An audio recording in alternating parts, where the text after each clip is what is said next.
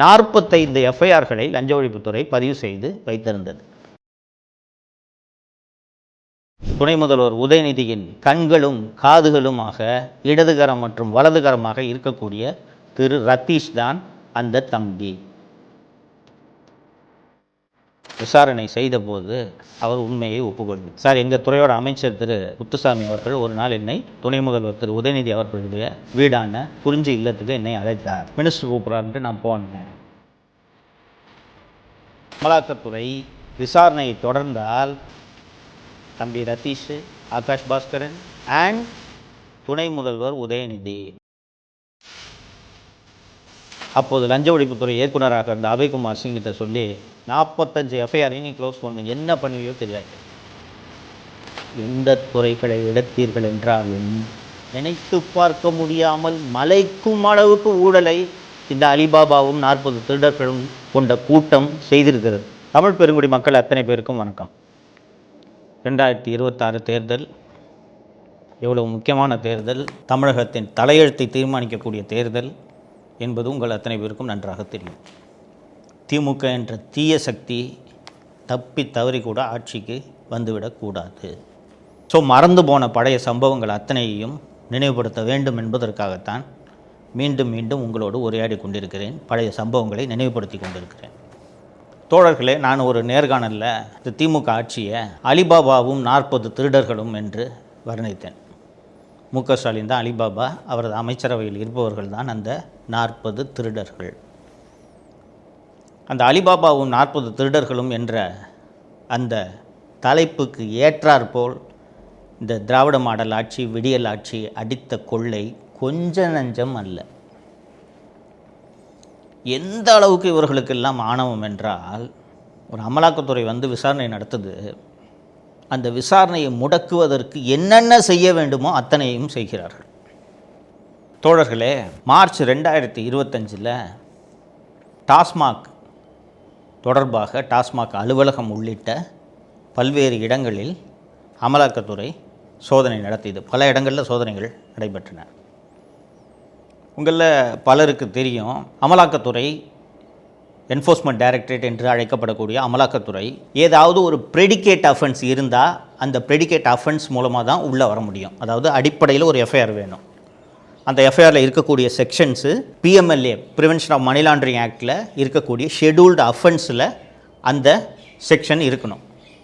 அந்த செக்ஷன் இருந்துச்சுன்னா அதன் அடிப்படையில் பணப்பரிமாற்றம் தொடர்பாக அமலாக்கத்துறை விசாரணையை நடத்தலாம். ஸோ இப்போது அமலாக்கத்துறை இந்த சோதனைகளை நடத்துவதற்கு ஒரு ப்ரெடிகேட் அஃபென்ஸ் வேணும் இல்லையா? லஞ்ச ஒழிப்புத்துறை என்ற துறை தமிழக அரசின் கீழ் இயங்குவது உங்களுக்கு தெரியும். அந்த லஞ்ச ஒழிப்புத்துறை திடீரென்று பல்வேறு அலுவலகங்களில் சோதனைகள் நடத்துவார்கள்.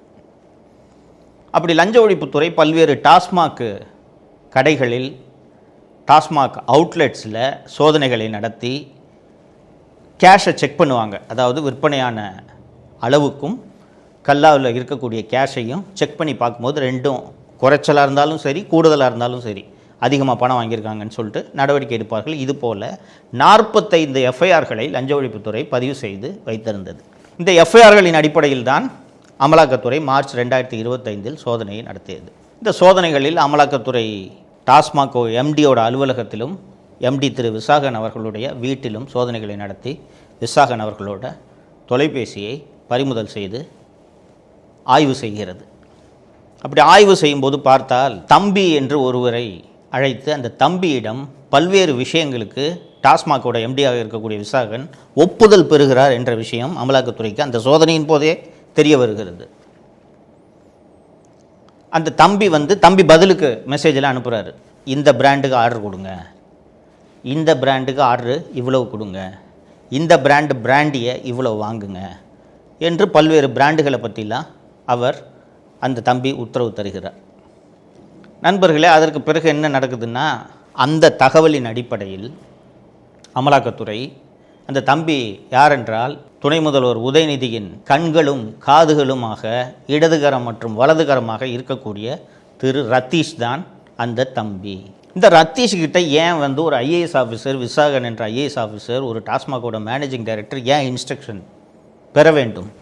இந்த சோதனைகள் எல்லாம் நடத்தி முடித்த பிறகு திரு விசாகன் அவர்களை அமலாக்கத்துறை அழைத்து விசாரணை செய்தபோது அவர் உண்மையை ஒப்புக்கொள்கிறார்.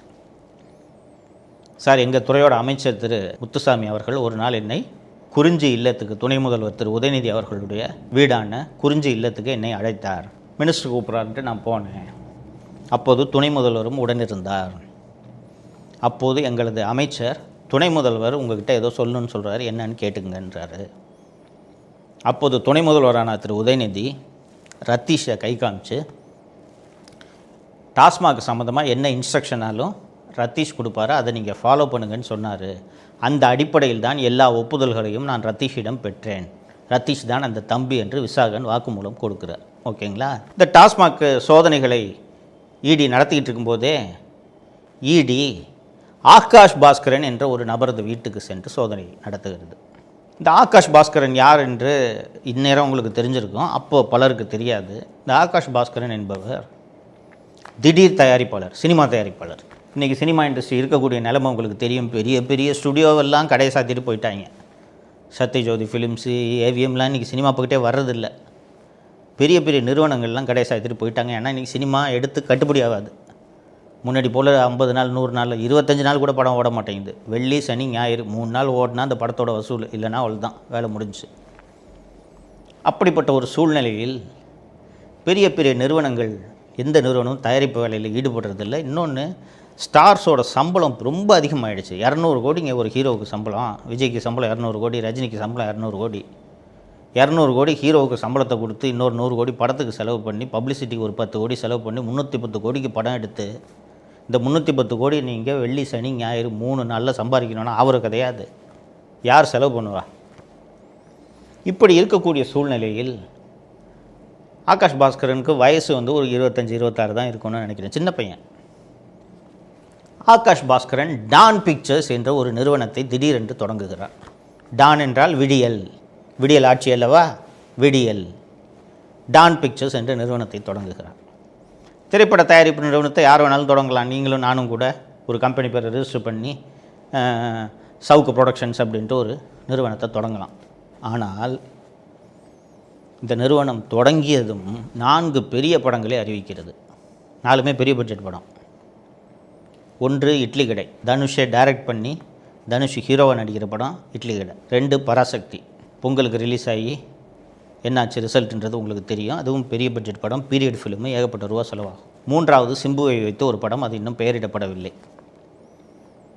அண்டு காலஞ்சென்ற நடிகர் திரு முரளி அவர்களுடைய மகன் அதர்வாவை ஹீரோவாக போட்டு இதயம் முரளினே படத்துக்கு பேர் வச்சு 4 படம். 4 படமும் ஒரே நேரத்தில் இந்த டான் பிக்சர்ஸ் தொடங்குது. ஒரு 25-26 வயசு சின்ன பையனுக்கு எங்கிருந்து இவ்வளவு பணம் வரும் யோசித்து பார்த்தீர்களா? இதனால் தான் அமலாக்கத்துறை டாஸ்மாக் சோதனைகள் தொடர்பாக இந்த ஆகாஷ் பாஸ்கரன் வீட்டுக்கு போய் சோதனை நடத்துகிறது. ஆச்சுங்களா? இந்த இட்லி கடை படம் பார்த்தவங்களுக்கு தெரியும். படத்தோட தொடக்கத்திலேயே நன்றி ரத்தீஷ் என்று போட்டிருப்பார்கள். ரத்தீஷுக்கும் சினிமாவுக்கும் என்ன சம்மந்தம்? நீங்கள் டான் பிக்சர்ஸு, ஆகாஷ் பாஸ்கரன் படம் எடுக்கிறாரு. ரத்தீஷுக்கும் படத்துக்கும் என்ன சம்மந்தம்? எதுக்கு நன்றி ரத்தீஷ்? ஏன்னா துட்டு ரத்தீஷ். ரத்தீஷ் தான் டாஸ்மாகில் சம்பாதிச்ச பணத்தை சினிமாவில் போட்டு அண்ணனை குஷிப்படுத்தலாம் என்று இந்த டான் பிக்சர்ஸை தொடங்கி, ஏன்னா எல்லாமே Red Giant Pictures, Red Giant பிக்சர்ஸ்னால் தான் பேசுகிறீங்களே நீங்கள், எல்லாமே படம் ரெட் ஜெயின்ட் தான் தயாரிக்குதுன்னு. அதனால் டான் பிக்சர்ஸ்னு ஒரு நிறுவனத்தை தொடங்கி அண்ணனை குஷிப்படுத்தலான்ட்டு படம் எடுத்து அந்த இட்லி கடை மற்றும் 4 படங்களை டான் பிக்சர்ஸ் மூலமாக எடுக்கிறாங்க. அதனால தான் நன்றி ரத்தீஷ்னு டைட்டிலில் போட்டது. அதுக்கப்புறம் பராசக்தி ரிலீஸ் ஆனதெல்லாம் உங்களுக்கு தெரியும். சரிங்களா? இப்போது அமலாக்கத்துறை ப்ரெடிகேட் அஃபென்ஸ் இருந்தால் தான் ஒரு வழக்கு விசாரணை தொடர முடியும் என்று நான் ஏற்கனவே சொன்னேன். ஃபார் எக்ஸாம்பிள், ஒரு சீட்டிங் கேஸு, நான் உங்களை 10 லட்ச ரூபாய் ஏமாத்திடுறேன்னு வச்சுங்க, என் மேலே சீட்டிங்க்கு ஒரு எஃப்ஐஆர் போடுறாங்க, ரைட்டுங்களா? இந்த எஃப்ஐஆரை பேஸ் பண்ணி அமலாக்கத்துறை என்னை கைது செய்ய முடியும், விசாரணை நடத்த முடியும், சோதனை நடத்த முடியும். ஓகே, இப்போ நான் உங்களுக்கு அந்த 10 லட்ச ரூபாய் திருப்பி கொடுத்துட்றேன், சமாதானமாக போயிடுறோம், எஃப்ஐஆர் குவாஷ் ஆகிடுதுன்னு வச்சுக்கோங்க. அமலாக்கத்துறை உள்ளே வர முடியாது, அமலாக்கத்துறையோட ஜூரிஸ்டிக்ஷன் போயிடுது. புரியுதுங்களா?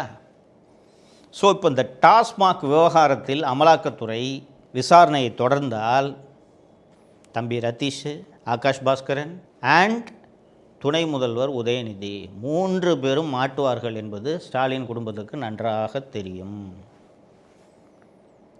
பாசிச மோடி அரசு ஒழிகட்டு பேசிக்கிட்டு இருந்த ஸ்டாலின் இந்த அமலாக்கத்துறையோட சோதனைகள் நடந்த உடனே நித்தி ஆயோக் கூட்டத்தில் கலந்துக்கிட்டு நேரடியாக போய் அந்த கூட்டத்தில் கலந்துக்கிட்டதோடு இல்லாமல் பிரதமரை சந்திக்க தனியாக நேரம் வாங்கி சென்று சந்தித்தார். இன்னும் ரொம்ப நேரம் ஒன்றும் பேசியிருக்க முடியாதுன்னு வச்சுங்க. இருந்தாலும் அந்த அச்சம்தான் காரணம். சரி, ஸோ இப்போ இந்த ப்ரெடிகேட் அஃபென்ஸ் பற்றி சொல்லிகிட்டு இருந்தேன் ஆச்சுங்களா. அந்த எஃப்ஐஆர் க்ளோஸ் ஆச்சுன்னா அமலாக்கத்துறை உள்ளே வர முடியாது, ஜூரிஸ்டிக்ஷன் இருக்காதுன்னு சொன்னேன் இல்லைங்களா. ஸோ 45 எஃப்ஐஆர்கள் லஞ்ச ஒழிப்புத்துறையில் நிலுவையில் இருந்தது டாஸ்மாக் மீது. அதன் அடிப்படையில் தான் அமலாக்கத்துறை இந்த சோதனைகளை நடத்தியதுன்னு சொன்னேன்ல. அந்த 45 எஃப்ஐஆரையும் க்ளோஸ் பண்ணிட்டா இடி என்ன பண்ண முடியும்? ஒன்றும் பண்ண முடியாது இல்லையா. அப்போ அந்த எஃப்ஐஆரை க்ளோஸ் பண்ணணும். எப்படி க்ளோஸ் பண்ணுறது? சமீபத்தில் அபய்குமார் சிங் என்ற ஒரு டிஜிபி 31 ஜனவரி மாதம் என்று நினைக்கிறேன் ஓய்வு பெற்றார். இடி இந்த சோதனைகளை எல்லாம் நடத்தின உடனே அப்போது லஞ்ச ஒழிப்புத்துறை இயக்குனராக அந்த அபய்குமார் சிங்கிட்ட சொல்லி 45 எஃப்ஐஆரையும் நீ க்ளோஸ் பண்ணு, என்ன பண்ணுவியோ தெரியாது சொல்லிட்டாங்க. இந்த 45 எஃப்ஐஆரும் சென்னையில் மட்டும் இல்லை, தமிழகம் முழுக்க இருந்துச்சு. 45 எஃப்ஐஆரையும் க்ளோஸ் பண்ணுறாரு அபய்குமார் சிங். க்ளோஸ் பண்ணி அதற்கு நடுவே இந்த ஆகாஷ் பாஸ்கரன், ரத்தீஷு மற்றும் தமிழக அரசு, டாஸ்மாக் நிறுவனம் இவர்கள் அனைவரும் சேர்ந்து சென்னை உயர்நீதிமன்றத்தை அணுகி மணல் கேஸில் எப்படி ஸ்டே வாங்கினாங்களோ அதே மாதிரி ஸ்டே வாங்குறாங்க. சென்னை உயர்நீதிமன்றம் தடையே குவாஷே பண்ணிடுச்சு இந்த விசாரணையை. இதை எதிர்த்து அமலாக்கத்துறை உச்சநீதிமன்றம் சென்று அந்த வழக்கு இன்னும் உச்சநீதிமன்றத்தில் நிலுவையில் இருக்கிறது. நான் இப்போ எதற்காக இவர்களை அலிபாபாவும் 40 திருடர்களும் என்று சொன்னேன் என்று இப்போது புரிகிறதா? அந்த டாஸ்மாக் சோதனைகளை எல்லாம் நடத்தி முடித்த பிறகு அமலாக்கத்துறை வெளியிட்ட செய்திக்குறிப்பில் ஒரு பெரிய பனிப்பாறையின் சிறு துளிதான் நாங்கள் கண்டுபிடித்திருக்கக்கூடிய ஊழல்.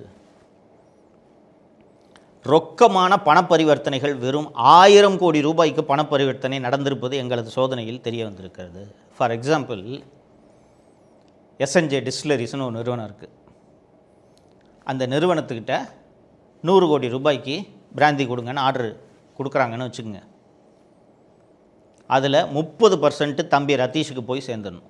இது மாதிரி 1000 கோடி ரூபாய் அமலாக்கத்துறை கண்டுபிடிச்சது மட்டும் 1000 கோடி ரூபான்னு வச்சுக்கோங்க. இந்த 1000 கோடி ரூபாயில் 300 கோடி ரூபாய் போயிருக்கா? இது போல் எத்தனை 1000 கோடி ரூபாய்க்கு இந்த டாஸ்மாக் ஊழல் நடந்திருக்கிறது என்பது முழுமையான விசாரணை நடைபெற்றால்தான் தெரிய வரும்.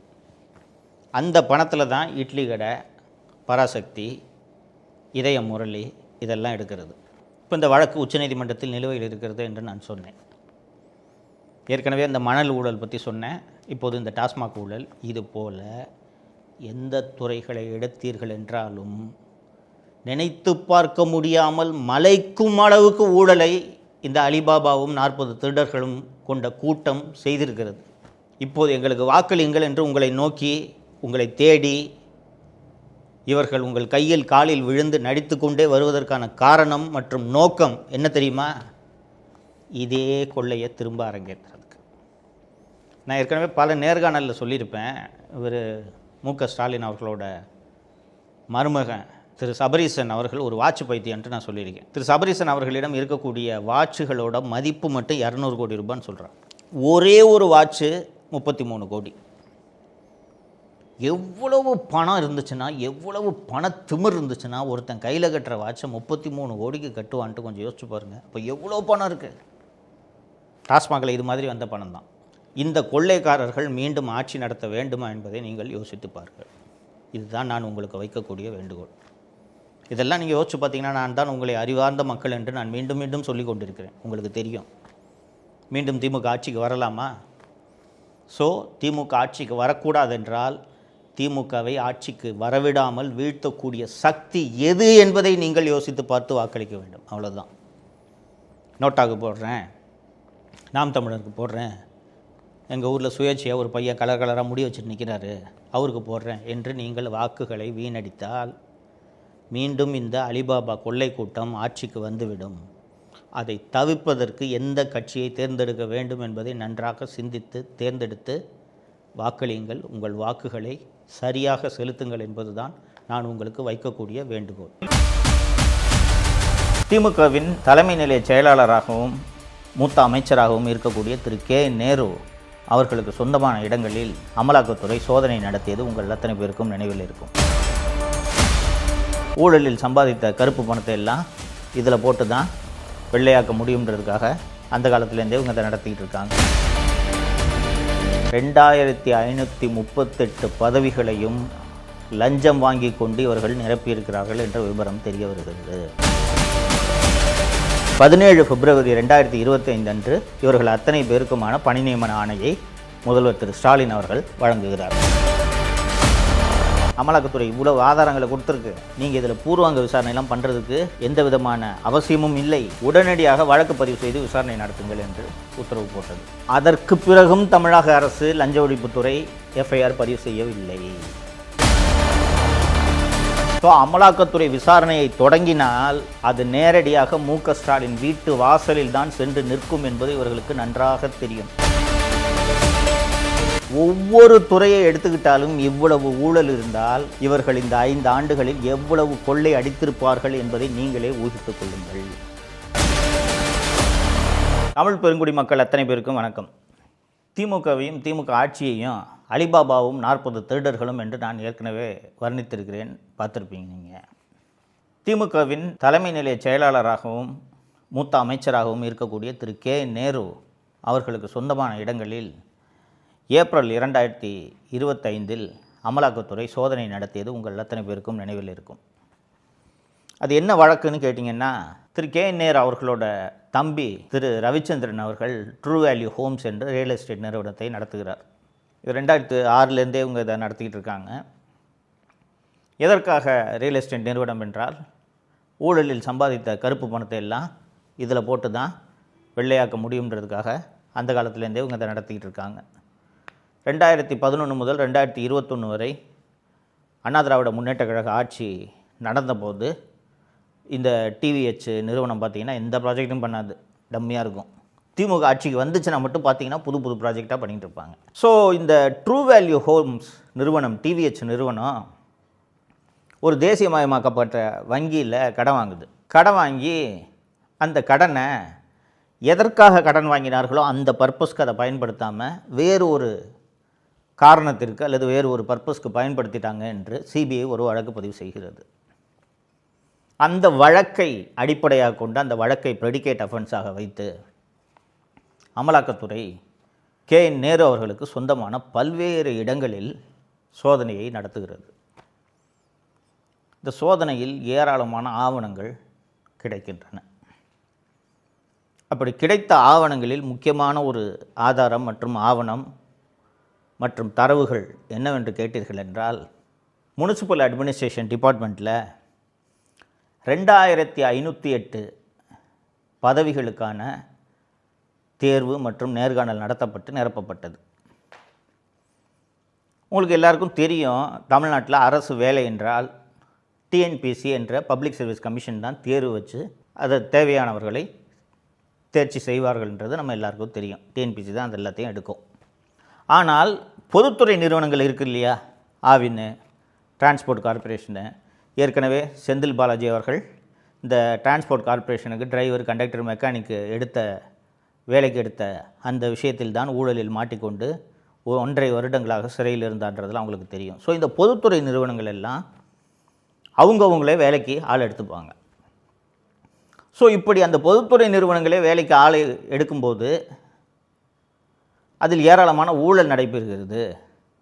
அப்படின்றதுனால திரு பிடிஆர் தியாகராஜன் அவர்கள் நிதி மற்றும் மனிதவள மேம்பாட்டுத்துறை அமைச்சராக இருந்தார், உங்களுக்கு நினைவில் இருக்கும். அப்புறம் அவர் பேசி இந்த மகனும் மருமகனும் ஆளுக்கு 30,000 கோடி சம்பாதிச்சாங்கன்னு அந்த ஆடியோ வெளியிட்டோன்னே அவரோட துறையை மாற்றினாங்க.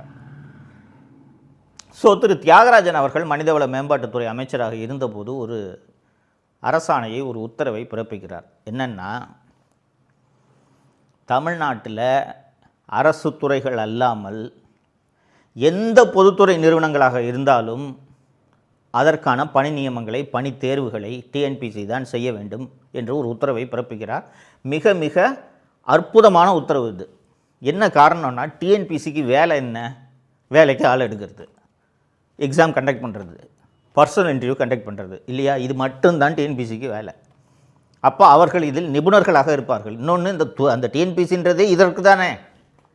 அப்படி இருக்கும்போது இந்த municipal administration and water supply department இருக்குல்ல, முனிசிபாலிட்டி, பஞ்சாயத்து இதெல்லாம் இருக்குல்ல, கார்ப்பரேஷன் இதெல்லாம் இருக்குல்ல, இந்த துறை மட்டும் எங்களுக்கு தேவையான பணியாளர்களை நாங்களே எடுத்துக்கொள்கிறோம் என்று தியாகராஜன் அந்த பதவியிலிருந்து நீக்கப்பட்ட பிறகு புதிதாக ஒரு சட்ட திருத்தத்தை அமல்படுத்துகிறார்கள்.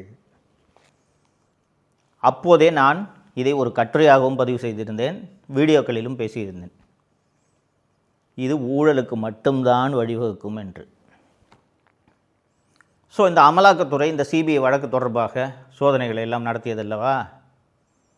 இந்த சோதனையில் கவிபிரசாத் என்ற டிவிஎச் நிறுவனத்தில் வேலை செய்யக்கூடிய ஒரு எம்ப்ளாயி மற்றும் நேருவின் உதவியாளர், நேருவோட தம்பி ரவியோட உதவியாளர் மற்றும் அந்த டிவிஎச் நிறுவனத்தில் வேலை செய்தவர்கள் பலருடைய செல்ஃபோன்களை எல்லாம் வாங்கி அமலாக்கத்துறை ஆய்வு செய்ததில் 2538 பதவிகளையும் லஞ்சம் வாங்கி கொண்டு இவர்கள் நிரப்பியிருக்கிறார்கள் என்ற விவரம் தெரிய வருகிறது.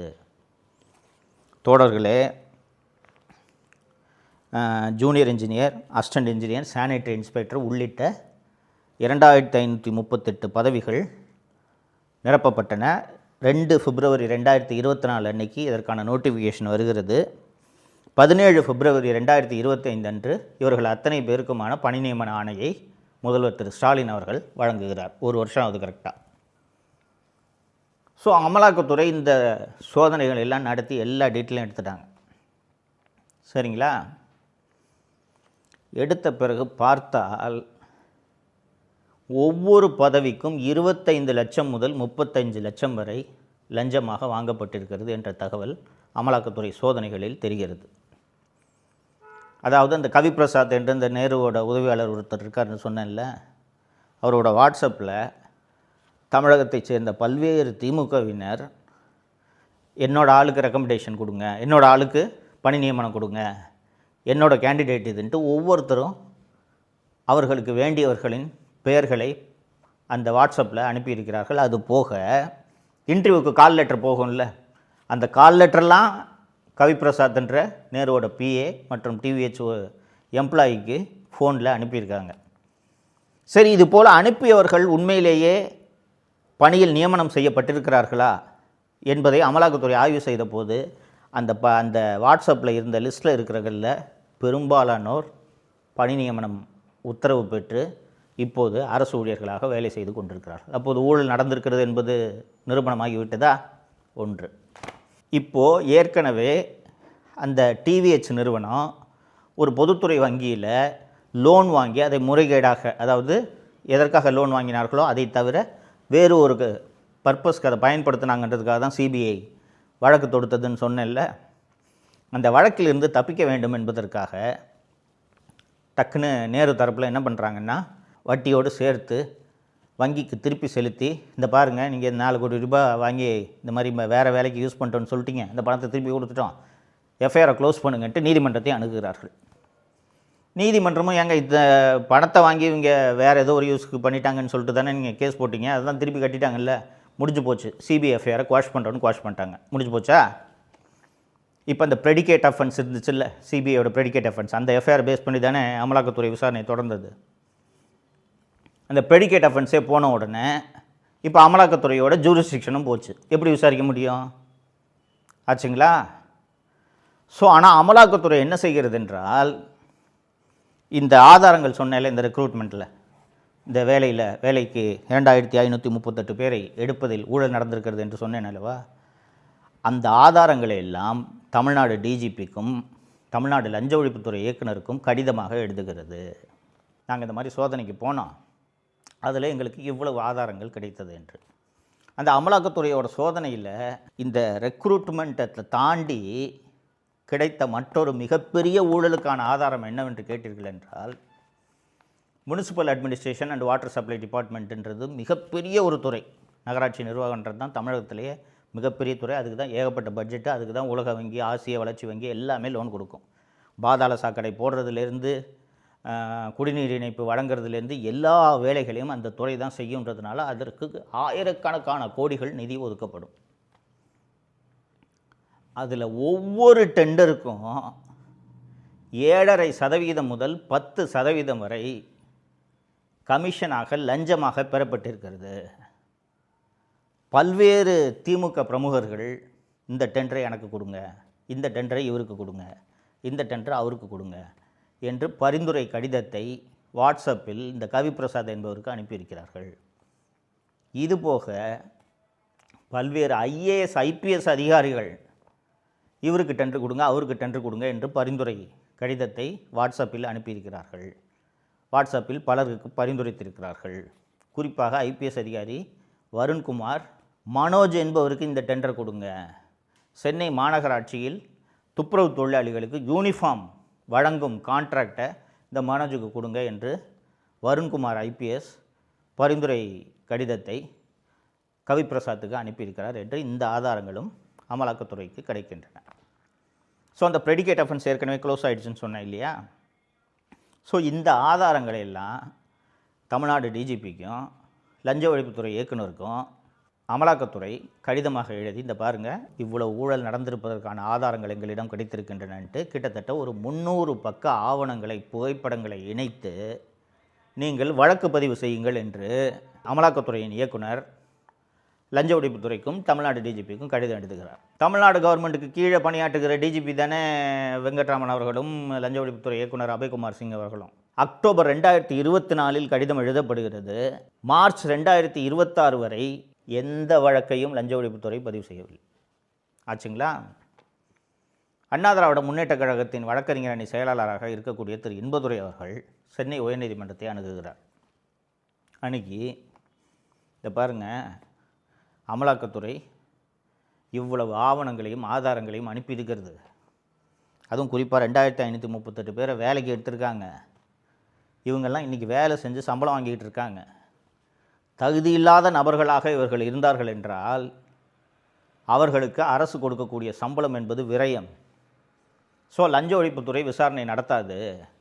ஸோ லஞ்ச ஒழிப்புத்துறை FIR போட வேண்டும் என்பதற்கான உத்தரவை பிறப்பிக்க வேண்டும் என்று சென்னை உயர்நீதிமன்றத்தில் வழக்கு தொடுக்கிறார். சென்னை உயர்நீதிமன்றம் இந்த வழக்கை விசாரித்து கொண்டிருக்கும் போது தமிழ்நாடு அரசின் சார்பில் வந்து, நாங்கள் பூர்வாங்க விசாரணை நடத்திட்டு இருக்கோங்க, பூர்வாங்க விசாரணை நடத்துவதற்கு எங்களுக்கு 6 மாதம் அவகாசம் இருக்கிறது, அதனால் அது நடத்தி முடித்த பிறகு FIR பதிவு செய்ய வேண்டுமா இல்லையா என்பதை நாங்கள் முடிவு செய்கிறோம் அப்படின்ட்டு ஒரு பதிலை சொல்கிறாங்க. ஏன் வந்து லஞ்ச ஒழிப்புத்துறை FIR போடாமல் பூர்வாங்க விசாரணை இது அதுன்னு கதையெல்லாம் சொல்கிறாங்கன்னா, FIR போட்டால் இன்னொரு ப்ரெடிகேட் அஃபென்ஸ் வந்துடுது இல்லை, இப்போ மீண்டும் அமலாக்கத்துறை விசாரணை நடத்தலாம் அல்லவா? அதன் காரணமாக FIR போடாமல் இதை தடுக்க வேண்டும் என்பதற்காகவே நாங்கள் பூர்வாங்க விசாரணை நடத்துகிறோம், இது நடத்துகிறோம், அது நடத்துகிறோம் என்று தமிழக அரசு நீதிமன்றத்தையும் ஏமாற்றியது. மார்ச் முதல் வாரத்தில் சென்னை உயர்நீதிமன்றம் அமலாக்கத்துறை இவ்வளவு ஆதாரங்களை கொடுத்துருக்கு, நீங்கள் இதில் பூர்வாங்க விசாரணையெல்லாம் பண்ணுறதுக்கு எந்த விதமான அவசியமும் இல்லை, உடனடியாக வழக்கு பதிவு செய்து விசாரணை நடத்துங்கள் என்று உத்தரவு போட்டது. அதற்கு பிறகும் தமிழக அரசு லஞ்ச ஒழிப்புத்துறை FIR பதிவு செய்யவில்லை. ஸோ திரு இன்பதுரை அவர்கள் சென்னை உயர்நீதிமன்றத்தில் ஒரு நீதிமன்ற அவமதிப்பு வழக்கை தாக்கல் செய்கிறார். பாருங்கள், நீங்கள் உத்தரவு போட்டு 10 நாள் ஆகுது, கோர்ட்டு FIR ஃபைல் பண்ணுங்கன்னு சொன்னால் ஃபைல் பண்ணி தான் ஆகணும், பாருங்கள் இது வரைக்கும் பதிவு செய்யலை என்று நீதிமன்ற அவமதிப்பு வழக்கு தொடுத்தால் அப்போது போய் லஞ்ச ஒழிப்புத்துறை என்ன கோரிக்கையை வைக்கிறது என்றால், உடனடியாக FIR போட வேண்டும் என்று நீதிமன்றம் போட்ட உத்தரவை மறு ஆய்வு செய்யலாம் என்று நாங்கள் யோசித்து கொண்டிருக்கிறோம், அதற்காக எனது கருத்தை கேட்டு லஞ்ச ஒழிப்புத்துறை என்னிடம் ஒரு கடிதத்தை அனுப்பியிருக்கிறது என்று அரசின் தலைமை வழக்கறிஞர் திரு PS ராமன் அவர்கள் நீதிமன்றத்தில் சொல்கிறார். ஏன் வந்து இந்த FIR எல்லாம் போடாமல் அமலாக்கத்துறை உள்ளே நுழைய விடாமல் தடுப்பதற்கு இவ்வளவு முயற்சிகளை இவர்கள் செய்து கொண்டிருக்கிறார்கள் என்றால், அந்த 2538 பேரை வேலைக்கு எடுத்ததிலும் சரி, முனிசிபல் அட்மினிஸ்ட்ரேஷன் டிபார்ட்மெண்ட்டில் டெண்டர் கொடுத்ததிலும் சரி, எல்லாத்துலேயுமே 7.5 முதல் 10% வரை பார்ட்டி ஃபண்ட் என்று கலெக்ஷன் செய்யப்பட்டிருக்கிறது. பார்ட்டி ஃபண்ட் என்றால் எந்த பார்ட்டி? ஆளுங்கட்சி தான். ஆளுங்கட்சியின் தலைவர் யார்? திராவிட முன்னேற்ற கழக தலைவர் திரு மு க ஸ்டாலின். ஸோ அமலாக்கத்துறை விசாரணையை தொடங்கினால் அது நேரடியாக மு க ஸ்டாலின் வீட்டு வாசலில் தான் சென்று நிற்கும் என்பது இவர்களுக்கு நன்றாக தெரியும். இப்போது ஏன் இவர்களை அலிபாபாவும் 40 திருடர்களும் என்று சொல்கிறேன் என்று தெரிகிறதா? ஏற்கனவே டாஸ்மாகில் நடந்த ஊழல், மணலில் நடந்த ஊழலை பற்றிலாம் நான் பேசியிருக்கிறேன், நீங்கள் பார்த்திருப்பீர்கள். ஒவ்வொரு துறையை எடுத்துக்கிட்டாலும் இவ்வளவு ஊழல் இருந்தால் இவர்கள் இந்த 5 ஆண்டுகளில் எவ்வளவு கொள்ளை அடித்திருப்பார்கள் என்பதை நீங்களே ஊகித்துக் கொள்ளுங்கள். இதே கொள்ளையை திருப்ப அடிக்க வேண்டும்,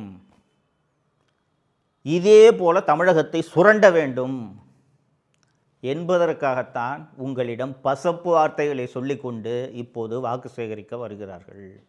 இவர்கள் மீண்டும் வர வேண்டுமா என்பதை நீங்கள் தான் யோசிக்க வேண்டும்.